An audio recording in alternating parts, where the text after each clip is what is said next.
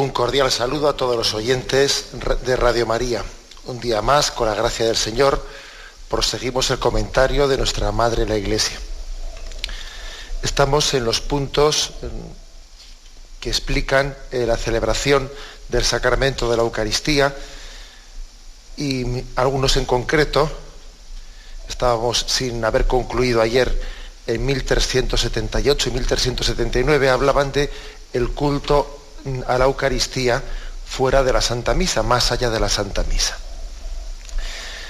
Es verdad, hay que decir una precisión, que es que cuando hablamos del culto a la Eucaristía, más allá de la Santa Misa, de la exposición del Santísimo, cuando hablamos de la procesión del Corpus, cuando hablamos de de todo lo que podríamos considerar visitas al Santísimo Sacramento, igual no es correcto decir el culto a la Eucaristía fuera de la misa, sino hay que decir el culto a la Eucaristía, prolongación de la Santa Misa. Es verdad que ese culto eucarístico que hacemos a Cristo en la Eucaristía prolonga la presencia de Cristo en la Eucaristía. Es como una Eucaristía prolongada. Nos permite que la acción de gracias de la Eucaristía, que muchas veces tenemos la sensación de que la acción de gracias que tenemos en esos momentos finales, ¿no? Esos pocos minutos que solemos tener de silencio después de haber comulgado, se nos quedan cortos. Y creo que es una sensación que tenemos muchos católicos, que justamente comulgamos en la parte de la liturgia, incluye el momento de la comunión en la parte final de la Santa Misa, y prácticamente después de haber comulgado, el podéis ir en paz viene enseguida. Y nos solemos quedar muchas veces como con una sensación de decir, no sé, parece que no hemos tenido tiempo de disfrutar de su presencia. Bueno, es que precisamente por eso la Iglesia tiene conciencia de que de esa presencia no hay que disfrutar pues únicamente allí en el contexto de la celebración litúrgica de la Eucaristía, sino que tenemos que prolongar esa presencia, tenemos que disfrutar de esa presencia, gozar de ella, más allá de los límites de ese acto litúrgico, prolongándola durante toda nuestra jornada. Eso es lo que más subraya pues, la reserva de Cristo en el Sagrario y esa invitación que nos hace la Iglesia a acompañarle, a visitarle, a de alguna manera beneficiarnos de esa presencia de Cristo en el Sagrario, en la reserva eucarística. El punto 1379 decía, ayer lo dejamos sin comentar, por eso el sagrario debe de estar colocado en un lugar particularmente digno de la Iglesia. Debe estar construido de tal forma que subraye y manifieste la verdad de la presencia real de Cristo en el sacramento. Como veis, es una referencia del Catecismo a que también en la forma en la que la Iglesia reserve el Santísimo al Señor, pues nos quede también significado la dignidad tan grande, ¿no? El acto, la misericordia de Dios tan grande de estar el Rey de Reyes presente entre nosotros. No reservarle de cualquier forma. Aquí dice dos cosas, ¿no? Referente a qué lugar se elige en la Iglesia para reservarle, y a qué sagrario, a qué lugar, a qué tabernáculo se elige para guardarle. Con respecto al tabernáculo, la Iglesia lo que pide en primer lugar es que tenga un mínimo de seguridad, que no sea un tabernáculo pues muy susceptible, que facilite mucho pues, las profanaciones, por ejemplo. Que sea un tabernáculo pues, que tenga pues, una puerta un poco consistente. Que no sea un tabernáculo que no pueda coger y llevárselo consigo, que esté bien sujeto. Ese tipo de normas también, pues la Iglesia las tiene prescritas, porque claro, pues porque a veces puede ocurrir que igual echemos mano de algunos tabernáculos, sí, son pues, muy originales, etcétera, pero que pueden no cumplir la finalidad primera para la que han querido ser construidos, ¿no? Que la Iglesia quiere que haya un lugar en el que la reserva eucarística pues preserve también al Señor de profanaciones. De hecho, fijaros que en los primeros siglos, los primeros sagrarios, los primeros tabernáculos, en las primitivas iglesias, solían ser colocados en una parte alta de una columna, donde nadie podía llegar allí para cogerlo. Eran sustraídos a la mano de cualquiera, a la mano de cualquiera. Bueno, eso en primer lugar. La Iglesia pide que el tabernáculo, el sagrario, tenga pues un mínimo de garantías. El hecho de que también nosotros lo hayamos adornado especialmente el tabernáculo, reservando en él pues nuestras principales galas, ¿no? Nuestras galas principales, nuestros adornos principales, nuestro arte más hermoso, lo reservamos para el sagrario. Pues hombre, yo creo que todo eso tiene una razón de ser muy clara, ¿no? Testimoniar también con nuestro arte, testimoniar que tenemos conciencia de que ese es el corazón de la Iglesia. El corazón de la Iglesia es el sagrario. Sin un sagrario, sin esa presencia viviente, pues la Iglesia no deja de ser, la Iglesia no deja de ser pues una especie de almacén o un garaje, es verdad, una iglesia sin esa presencia de Cristo viva en el sagrario está vacía.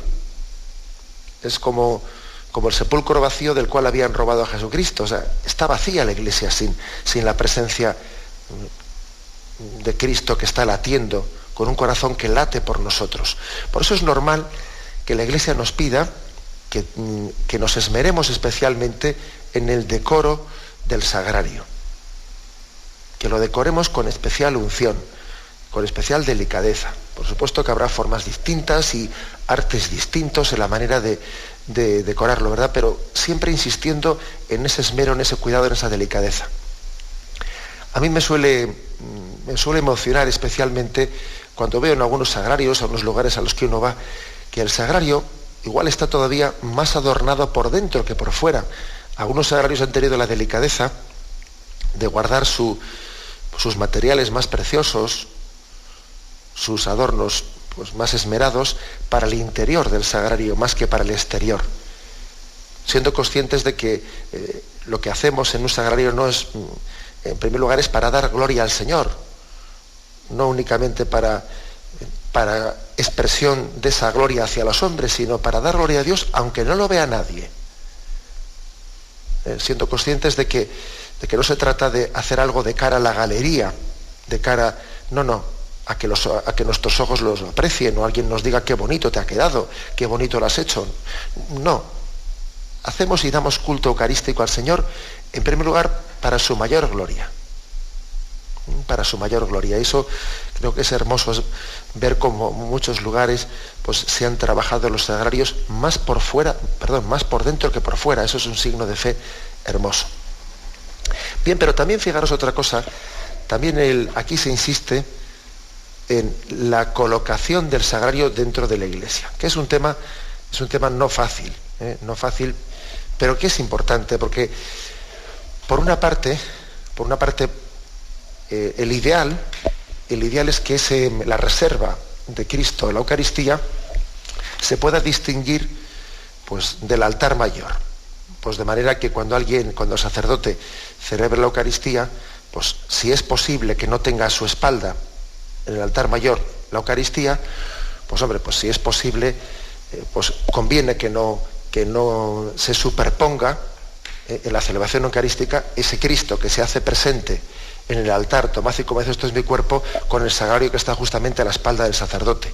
De hecho, en algunos lugares, como ya hemos comentado, se suele correr una cortinilla, se corre la cortinilla tapando la reserva eucarística para que en ese momento, durante la misa, nos centremos únicamente en el altar, en la presencia de Cristo que se va a hacer presente en el altar. Pero claro, pasa una cosa, que a veces, por quitar al Señor, por quitar la reserva eucarística del altar principal, pues se le ha relegado pues, a otros lugares de la iglesia que son poco dignos, en los cuales parece que esa presencia de Cristo en la Eucaristía queda descentrada, que parece que entonces no es significativa, que no llama, no ayuda a que los fieles adoren a Cristo en la Eucaristía, que parece que es casi como si fuese pues, una imagen de un santo que está puesto en una esquina y uno pasa de largo. Y claro, evidentemente esa no es la mentalidad de la iglesia. Para eso es muchísimo mejor que se quede el Señor reservado en el altar mayor.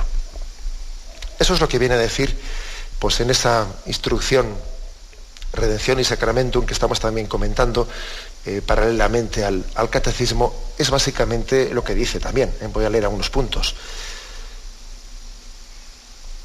Según la estructura de cada iglesia y las legítimas costumbres de cada lugar, el Santísimo Sacramento está reservado en un sagrario en la parte más noble de la iglesia, más insigne, más destacada, más convenientemente adornada, y también por la tranquilidad del lugar apropiado para la oración, con espacio ante el sagrario, así como suficientes bancos o asientos y reclinatorios.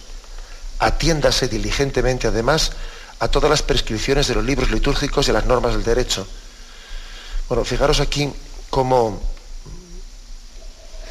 existe una insistencia especial en que el lugar de reserva del Santísimo pues reúna ciertas características, que sea un lugar, la parte más digna de la iglesia, que sea un lugar en el que pueda haber como un pequeño espacio de oración, de un silencio especialmente allí preservado. Hombre, el silencio tiene que estar en toda la iglesia, ¿verdad? Pero especialmente ante ese lugar donde está reservado el Santísimo, que haya bancos, que haya reclinatorios. O sea, se nos está indicando que se cuide especialmente el lugar de la reserva del Santísimo.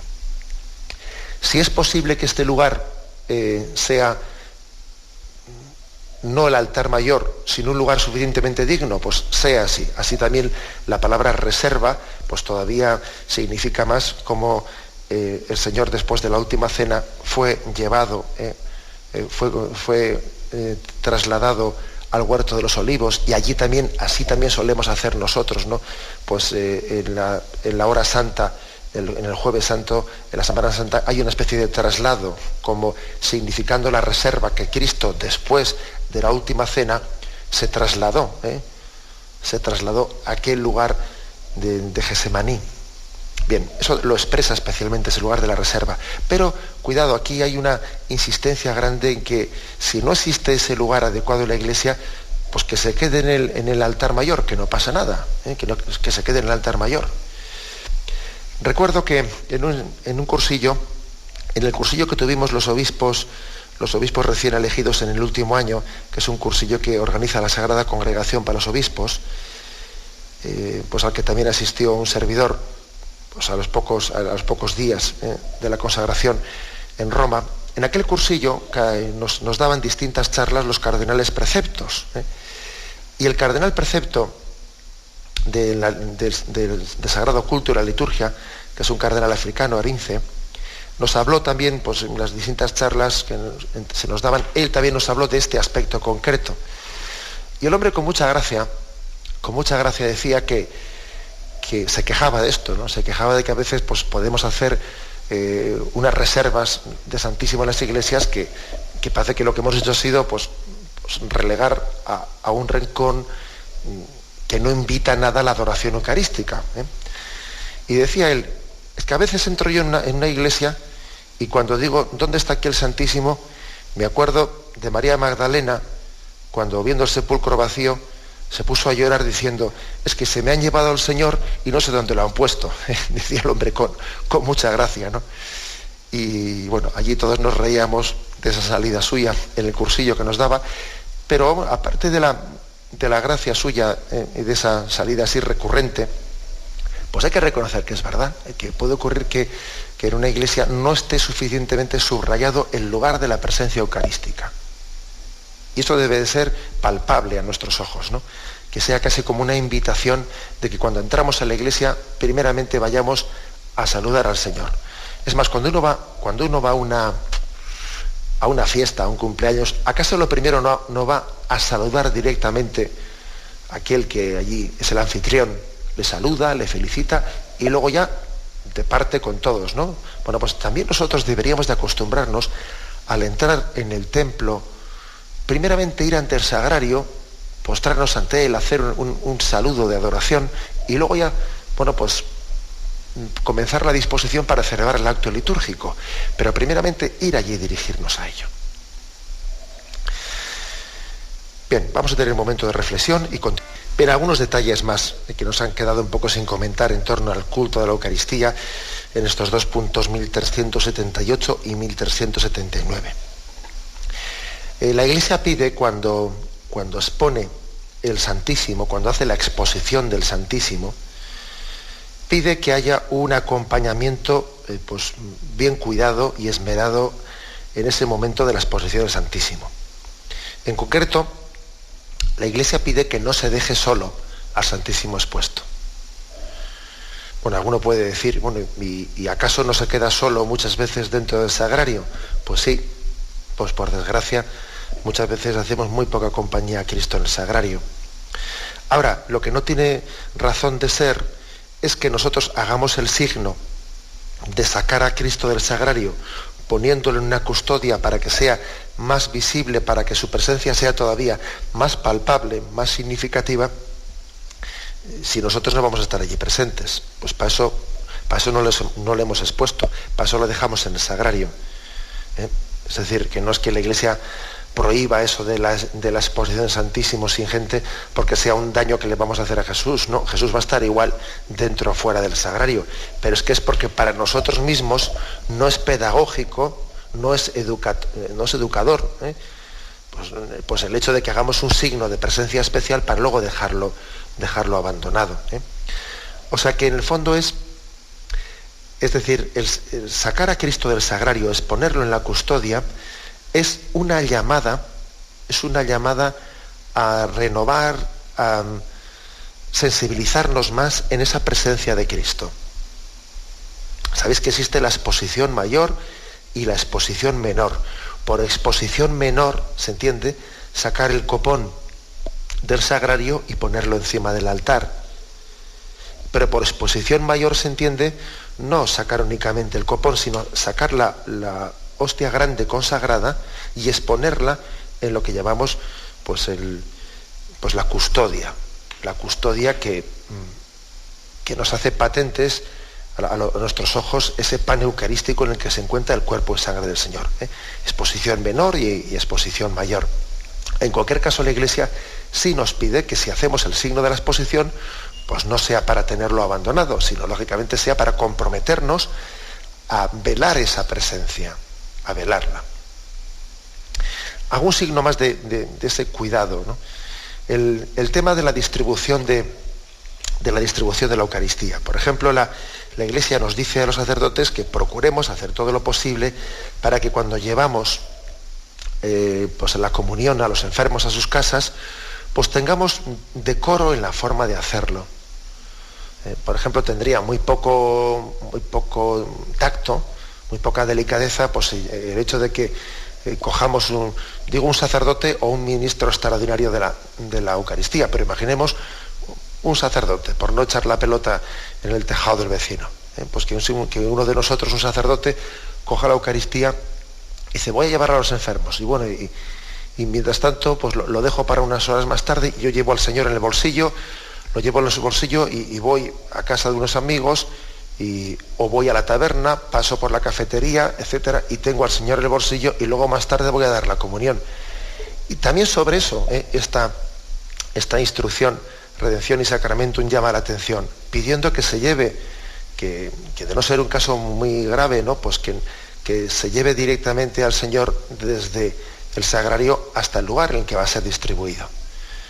Os podéis imaginar que si una instrucción como esta, que está recién publicada, es capaz, o sea, coge y hasta aspectos y detalles como estos concretos, pues es porque la Iglesia tiene la experiencia de que todas estas cosas pueden ocurrir.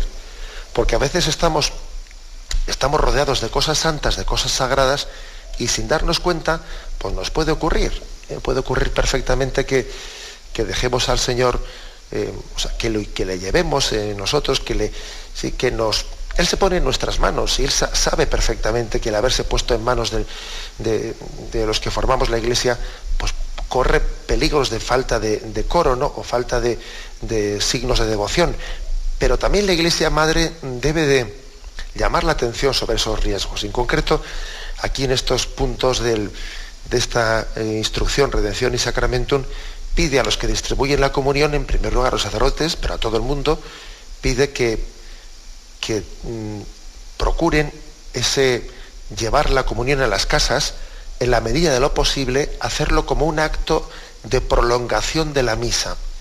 Y si no es posible hacerlo después de la misa, como un acto que conecte al sagrario, el sagrario con la casa de ese enfermo al que se le va a llevar la comunión, sin caer en los riesgos de que uno ha cogido del sagrario la comunión y lo tiene por ahí paseando y dando vueltas o metido en no sé qué sitio antes de llevarlo a la casa para recibir la comunión. Igual que también, fijaros, pues la Iglesia ha pedido que guardemos ese mínimo, que ya es mínimo, el mínimo de 1 hora de ayuno eucarístico antes de comulgar, para que también caigamos en cuenta de la dignidad de lo que vamos a recibir. Es verdad que esa hora, pues entre que la Santa Misa ya de por sí, pues dura, dependiendo, ¿no?, de su solemnidad, pero dura ya pues media hora o 3/4 de hora, lo que fuere, dependiendo de su dignidad, ya hace que esa hora pues suponga pues que media hora o 20 minutos antes o lo que fuere de comenzar la Santa Misa uno no haya comido, también es otro signo importante. No despreciemos lo mínimo. Fijaros que el Señor dice en el Evangelio: quien desprecie uno de estos preceptos pequeños será el menor en el reino de los cielos. Ojo con esa palabra del Señor en el Evangelio. Quien desprecie uno de estos preceptos pequeños será el menor en el reino de los cielos. El Señor no quiso en ningún momento que nuestra religiosidad estuviese ligada pues a un montón de caíse en un fariseísmo, ¿no?, de estar ligada a un montón a un cumplimiento perceptual ritualista. No es un cumplimiento de preceptos y un ritualismo, no es eso, pero sí es cuidar algunos aspectos que nos ayuden a la devoción, porque tampoco es educativo el que alguien esté comiendo chicle, o esté comiendo pipas, esté comiéndose un bocadillo y por la misma regla de 3 coge y ahora recibo la comunión. O sea, no es pedagógico. No es pedagógico caer quien va a recibir, quien tiene conciencia de que va a recibir el pan venido del cielo, el pan de los ángeles, pues que sea capaz, digamos, que no tenga la delicadeza de prepararse para recibir ese alimento. El ayuno eucarístico, que ahora está reducido a esa mínima expresión, pero el ayuno eucarístico en el fondo es que debería de surgir de nosotros ni que no existiese siquiera ese precepto de la Iglesia, como una conciencia de que voy a recibir algo grande y me preparo para ello. Todo gran acontecimiento tiene una preparación. Cuando dice, viene alguien importante a mi casa y voy a prepararme para esa visita, por ejemplo, ¿no? Entonces, esa conciencia que tenemos de que viene alguien importante, bueno, viene a ti el Rey de Reyes, vas a comulgar al Señor de los Señores, a cuyo nombre toda rodilla se dobla en el cielo y en la tierra, y toda lengua proclama, Cristo es Señor, para la gloria de Dios Padre. Viene Él a recibirnos y lo recibimos de cualquier manera, ¿no? O sea, eso es lo que la Iglesia quiere preservar en detalles como este en concreto, ¿no? En detalles como decir, cuidemos el ayuno eucarístico, que es un precepto mínimo, sí, pero que, como dice el Señor, también será el menor en el reino de los cielos el que lo desprecie. En el fondo, lo grave no es ese pequeño precepto del ayuno eucarístico, sino lo grave es la falta de sensibilidad que supone el despreciar eso, la falta de sensibilidad de decir, voy a recibir algo grande, voy a disponerme. Es como cuando uno va a llenar una esponja de un agua limpia, un agua pura. Lo primero que hace también es exprimirla, prepararla, disponerla para recibir algo nuevo, ¿no? No parece decoroso ni digno comulgar al mismo tiempo que estamos comiendo otra cosa. Pues es que eso es el ayuno eucarístico. Bien, aspectos como estos también la Iglesia nos pide que los cuidemos, que los veneremos, etc. Una de las preguntas que hacía hace poco un oyente, no sé si recuerdo que llamaba de Canarias, o no sé dónde era, pero llamaba un oyente preguntando por si era correcto pues el que se masticase el cuerpo de Cristo cuando se había recibido. La verdad es que la Iglesia, no prohíbe en ningún lugar que se toquen con los dientes ni que se mastique el cuerpo del Señor. No prohíbe tal cosa. Ahora bien, es que hay un contexto también, ¿no? El contexto, me imagino que el oyente cuando hizo esa pregunta se podía referir a que a veces pues uno pues, puede estar masticando el cuerpo del Señor con falta de decoro, pues como si fuese un chicle, como si fuese un chicle. Bien, también en la forma de recibir al Señor, y sea exclusivamente pues llevándole la boca y con la lengua, o que alguien también se ayude con un signo discreto, pues para que no se le pegue la forma al paladar, que se ayude mínimamente de masticarlo para tragarlo. Ese no es el problema. El problema no está en tocarlo o no tocarlo con los dientes. El problema está en el signo de devoción, que yo creo que parece que a veces hoy en día nos avergonzamos de tener signos externos de devoción. Y creo que no tenemos que tener vergüenza de tener un decoro externo, pues de aprender a cerrar los ojos, de expresar unción en las cosas que hacemos, de expresar unción, que eso yo creo que parece que se nos ha contagiado un clima en el que hay que ser vasto, pues vasto pues por sistema, ¿no? Que uno me parece que le da vergüenza pues colocar las manos de una forma devota, lo que sea. No, es que es curioso, ¿no? Se nos ha filtrado en el ambiente el que nos den vergüenza los signos devotos. Es que nos da vergüenza. Es curioso, ¿no? Parece que uno tiene que hacer el basto, meterse las manos en el bolsillo. Recuerdo que así cuando he hecho alguna preparación pues para el sacramento de la confirmación con los jóvenes, es que es curioso, ¿no? Porque igual tienes que decirles, mira, pues no es correcto, pues que igual cuando el obispo te va a imponer las manos para recibir pues la fuerza del Espíritu Santo, tú tengas metidas las manos en el bolsillo mientras tanto, ¿no? Y algunas ¿y eso por qué, José Ignacio? Hombre, pues porque no es un signo exterior de devoción, de decoro, que tú tengas las manos metidas en el bolsillo y te estén imponiendo las manos para recibir el Espíritu Santo. Es que es curioso, ¿no? Es curioso que se haya contagiado pues esa forma vasta, poco delicada, embrutecida, diría yo, ¿no? de expresión. Y nos falta una delicadeza que también debe de ser cuidada, ¿no? En la expresión litúrgica. Pues igual le he dicho, no, mira, no es correcto que hagas eso tú por las manos, pues mira, o cruzas las manos, o juntas las dos manos en oración, o cruzas devotamente los brazos, pero no pongas las manos metidas en los bolsillos, hombre, según vas a comulgar. A comulgar o también a recibir, como decía, incluso hasta el mismo sacramento de la confirmación, etc. Es decir, la Iglesia nos pide también que guardemos ese decoro externo en la forma de acercarnos a la Eucaristía. Vamos a concluir también hablando de los ministros extraordinarios de la comunión, pero lo hacemos después de un breve descanso.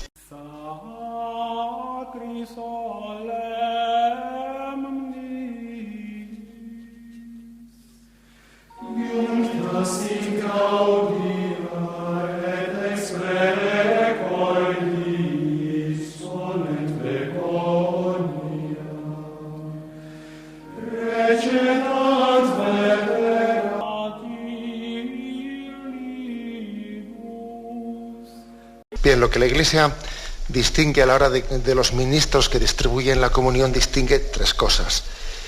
El ministro ordinario, pues es el sacerdote, o el obispo, lógicamente, el obispo, el sacerdote, y también el diácono.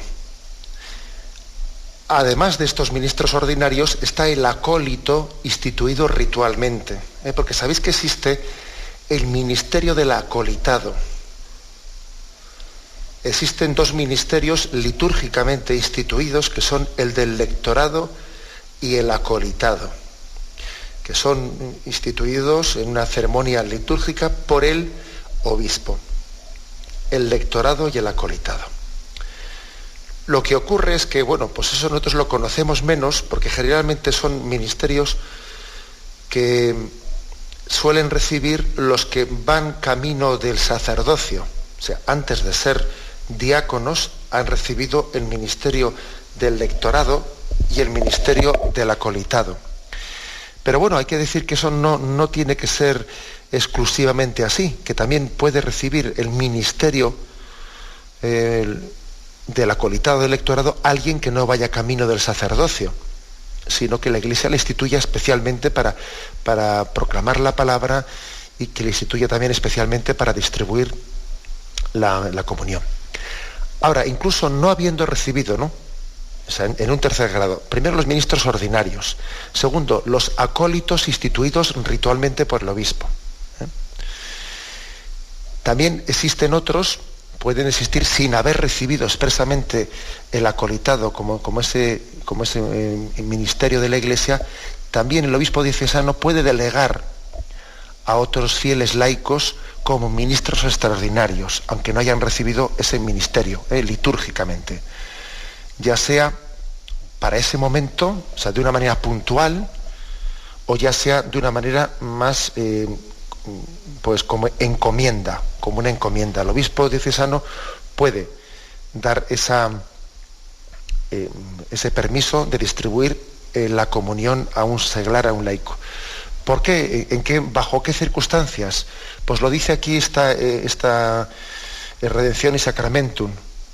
Cuando hay un número de fieles y una escasez de sacerdotes que haría demasiado prolongada la distribución de la Eucaristía, cuando el sacerdote, por su edad o por su salud, tiene dificultad de ser él en distribuir la Eucaristía, en ese caso la Iglesia en esas situaciones permite, ¿no?, y capacita y da ese permiso de distribuir la Eucaristía. Son ministros extraordinarios, dice, no ministros especiales. Fijaros que dice aquí el punto 156, ¿no?, de esta instrucción, Redención y Sacramentum. El ministerio se entienda conforme a su nombre en sentido estricto. Este es ministro extraordinario de la Sagrada Comunión, pero no ministro especial. Es curioso, dice, vamos a ver, que no es una especie de ministro especial, es ministro extraordinario. ¿Qué hay que decir con esa distinción entre especial y extraordinario? Pues que se trata de una ocasión extraordinaria en la que, no habiendo quien distribuya la comunión, pues se entienda que nosotros no vamos a dejar de distribuir la comunión porque falte quien lo haga. O sea, es más importante recibir la Eucaristía, pues que no quien más nos lo den. Por lo tanto, la Iglesia capacita y permite. Lo principal para la Iglesia siempre es recibir la gracia de Cristo.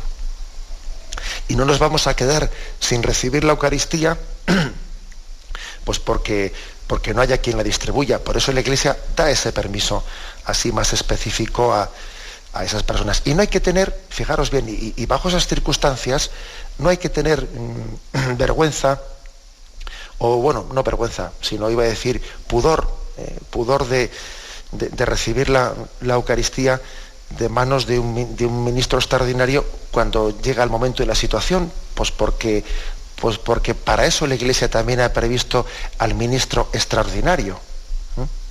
No hay que tener pudor, porque a veces también yo observo que igual si hay una gran concentración de fieles y se le ha pedido a un fiel que sea el ministro extraordinario de la comunión, igual está pues el sacerdote y un ministro extraordinario y hay una gran asamblea de fieles y uno observa pues que igual a los fieles les da, a un grupo de fieles no quieren comulgar con el seglar que distribuye la comunión y se ponen todos en la fila del sacerdote y entonces resulta que lo que queríamos, que era que el ministro extraordinario pues ayudase a no prolongar en exceso el tiempo de la distribución de la comunión, pues resulta que luego queda dificultado porque algunos no quieren recibir de la comunión y se ponen todos en la fila del sacerdote, ¿no? Y yo creo que también eso es una falta pues yo creo que en el fondo puede ser una falta de delicadeza, una falta de delicadeza incluso hacia el mismo seglar al que la Iglesia le ha pedido un sacrificio, le ha pedido que haga un servicio y luego igual puede observar que es mal percibido. O sea, que yo creo que se puede pecar muchas veces de recurrir al ministro extraordinario de la comunión innecesariamente, porque habiendo sacerdotes no tiene razón de ser que haya un ministro extraordinario de la comunión, no tiene razón de ser. Como yo en alguna ocasión he visto un funeral donde estamos concelebrando, pues eso, 40 sacerdotes y de repente salen Salen 2 personas, 2 seglares a dar la comunión y dicen, no, pero ¿esto qué sentido tiene? ¿Qué sentido tiene que aquí, habiendo 40 sacerdotes concelebrando, de repente salgan 2 ministros extraordinarios? ¿Pero extraordinarios de qué? Si aquí hay 40 sacerdotes que podían dar la comunión. O sea, eso es incorrecto. Pero fijaros, también es incorrecto lo contrario, que cuando hay una circunstancia en la que era necesario recurrir, ¿no?, pues a ese ministro extraordinario, y la Iglesia le ha dado ese permiso para que distribuya la comunión, que luego tengamos pudor y cierta resistencia a comulgar con él. Si es que yo creo que tenemos que guardar el justo equilibrio y no cometer incorrecciones, ni por un lado ni por el otro.